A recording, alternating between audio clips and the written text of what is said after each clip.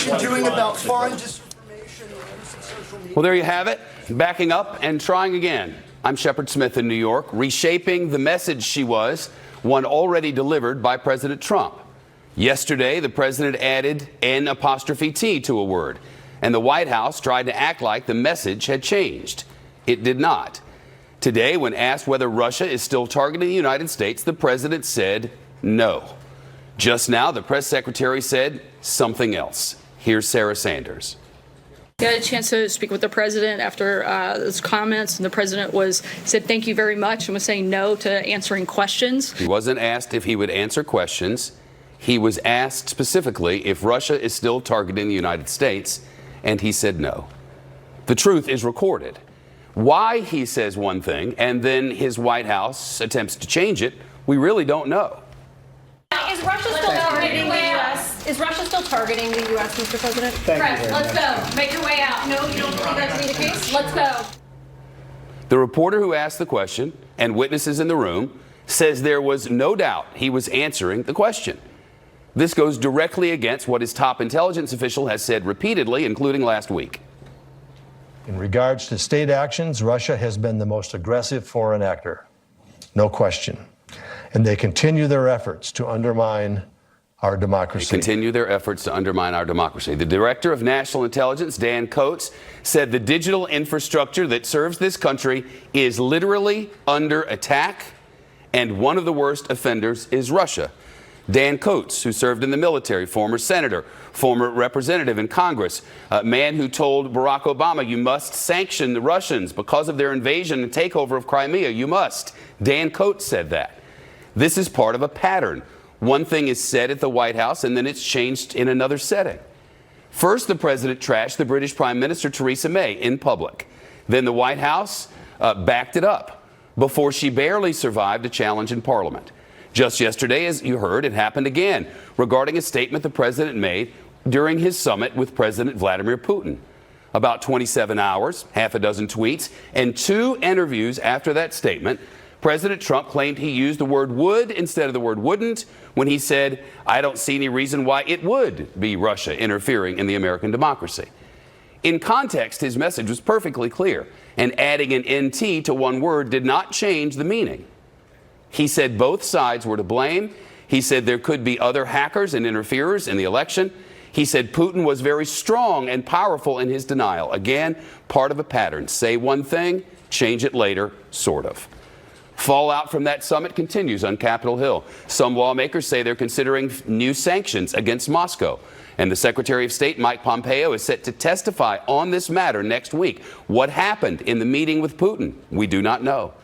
Lawmakers from both parties say they want to know what happened in that closed-door meeting. 130 minutes, 2 hours, 10 minutes between the president and Vladimir Putin. Of course, Pompeo wasn't in the room, so he can only testify about what the president told him about the meeting.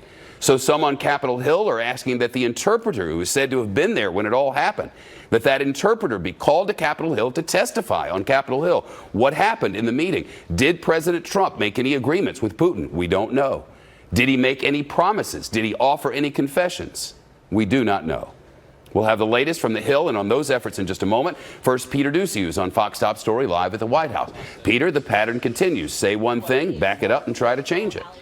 Right, and today was a case where, unlike yesterday, where the president came out and he said, you know what, I checked the transcript, that is not exactly what I meant. Today, Sarah Sanders said she was standing in the room, in the cabinet room with the president when a lot of the reporters here believed him to say, in response to a question, no, he does not think Russia is still, the Russian threat to undermine American democracy is ongoing. He was just saying, no, I don't want to answer any questions anymore. And so the White House says that is that. And Sarah Sanders says this is different, that she is not trying to overturn or trying to reverse what President Trump said. She is instead just interpreting what he said differently, and she says that is also based on a conversation that she had with him, that he was just saying, no, I don't want to answer any more questions. Something else that the White House is trying to do right now is make sure that everybody in this room remembers that despite some of the comments and how people interpret them differently, the record in the way that they deal with Russia shows something else. Well, he does believe that they would target certainly U.S. elections again. Between the president and the DNI coach who said the red lights are blinking on this topic. Do they No, as I completely just agree? said, that's why we're taking steps to ensure that these things don't happen again. We wouldn't actually spend as much time and effort as we are if we didn't believe that they were still looking at us. So the White House press secretary is saying that regardless of what was said, how reporters understood it, how it is being reported, just to look at the record, they think that that gives them all the proof that they would need. And President Trump, in the cabinet room earlier, surrounded by his entire cabinet, the secretaries of all the major departments, and America's top diplomats, he said essentially the same thing, that he thinks that his record is better than Barack Obama, George Bush, or anybody else that came before. Listen. We're doing very well, probably as well as anybody has ever done with Russia. And there's been no president ever as tough as I have been on Russia. All you have to do is look at the numbers, look at what we've done, look at sanctions, look at ambassadors not there, look, unfortunately, at what happened in Syria recently. And I think President Putin knows that better than anybody, certainly a lot better than the media. He understands it, and he's not happy about it, and he shouldn't be happy about it.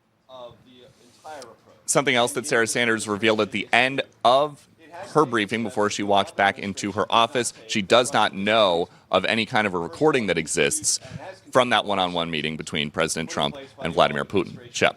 Hey, Peter, you asked about the effort from some lawmakers to hear from the interpreter who we're told at least was in the room as Putin and President Trump were speaking.